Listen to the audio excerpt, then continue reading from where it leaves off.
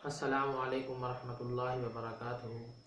آپ علیہ السلام کی تجارتی تعلیمات جس پر ایک تاجر کو عمل کرنا چاہیے اور آپ علیہ السلام سے سچی محبت کا ثبوت دینا چاہیے۔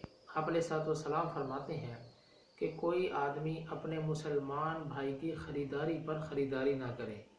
آپ علیہ السلام نے فرمایا کہ تجارت میں برکت ہے اور قرضہ دینے میں بھی برکت ہے، اور آپ علیہ السلام کی ایک تاجر کے لیے یہ بھی تعلیمات ہیں کہ جو تاجر عیب دار مال بیچے گا اور خریدار کو اس کے نقصان سے آگاہ بھی نہیں کرے گا تو ایسا تاجر اللہ تعالیٰ کے غصے کا شکار رہے گا، فرشتے اس پر لعنت کریں گے۔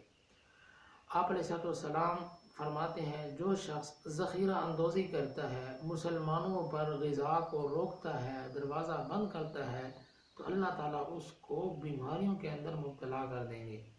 اسی طرح تجارت کے اندر ہمیں جو نبی کریم صلی اللہ علیہ وسلم کی تعلیمات اور آپ کی سیرت سے، آپ بھی ایک تاجر تھے، جو ہمیں اصول ملتے ہیں وہ یہ ہیں۔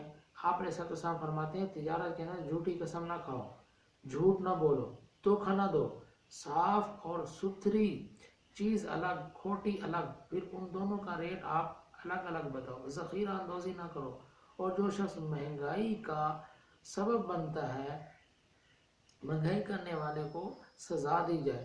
آپ علیہ السلام کی یہ تعلیمات، آپ علیہ السلام کی سیرت کا یہ پہلو تمام دنیا کے تاجروں کے لیے ایک بہترین حل ہے، اور اس پر عمل کر کے ایک تاجر کامیابی، اپنی تجارت کے اندر کامیابی حاصل کر سکتا ہے، اور آپ علیہ السلام سے اپنی عملی الفت کا، اپنی عملی محبت کا ثبوت بھی دے سکتا ہے۔